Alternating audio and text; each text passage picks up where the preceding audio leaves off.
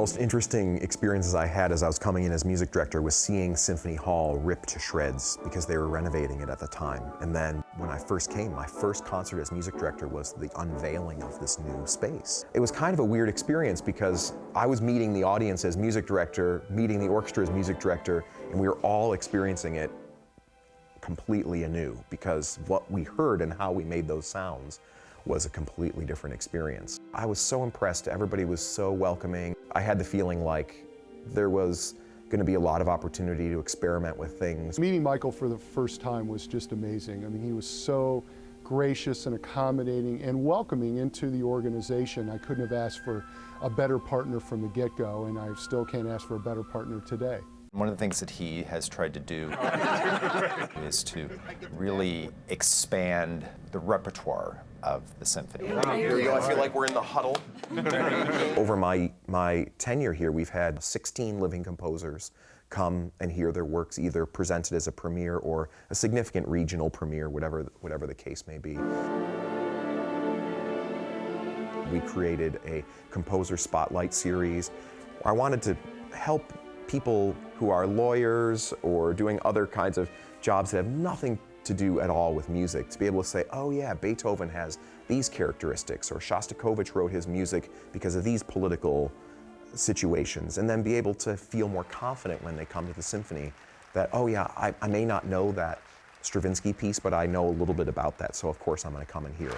Good evening, everybody. Welcome, and happy holidays to you. I hope you've had a terrific holiday weekend. One of the things that Michael has certainly done for the Phoenix Symphony is deliver a level of accessibility. He certainly has always been very accessible for me personally, but he's accessible to our patrons, and he's made the music and the experience accessible as well. And I think that's a major benefit for the symphony overall. Hello, welcome. How's it going? It's going good. Good. I always find it so interesting when people meet either a conductor like myself or another musician in the lobby or outside, because it's so, it just immediately erases that boundary that seems to be naturally there in the hall. It's made such a difference to me and my own understanding of what people are experiencing, because often they'll say, hey, you know, I like this, didn't like that, what did you think? And we can really have a quick but very insightful banter about things.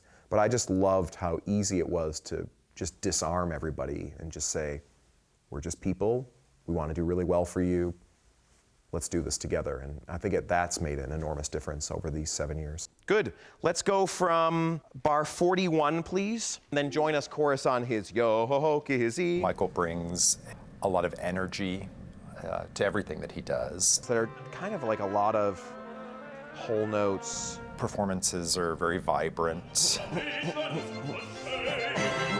He tries to get everyone involved, and he tries to also get us to listen amongst ourselves. I mean, anytime we can make those big drops, because out there for some reason it's just not reading. I think he tries to make it a collaborative. I felt a tremendous responsibility to lay some foundation for some things that I felt like any music director would really want to have baked into the job already. Whether it was a diversity and expectation of different kinds of music, whether it was just how the orchestra was going to function together. Those are the kinds of things that I took very seriously to make sure that we just understood this is how we were going to operate together. It's very rare when you can find someone who is as artistically talented as Michael Christie is, but also someone who is such a wonderful ambassador to the community, who can, yes, fundraise, but also excite and evangelize what we're trying to do here. It's just been a pleasure all along.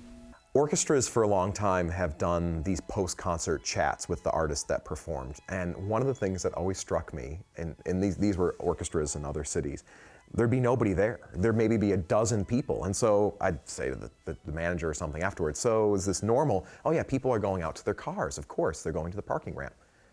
Well, why don't you do this when everyone's here? Well, we're certainly thrilled to have you with us. And so I started these intermission insights, and I've just been thrilled with how people have responded. It's usually anywhere from 40 to 70% of the house stays, depending on the artist. One of our earlier ones was with Yo-Yo Ma, and that really set the tone for some things when Yo-Yo Ma's out there talking with us at the intermission. That was pretty cool.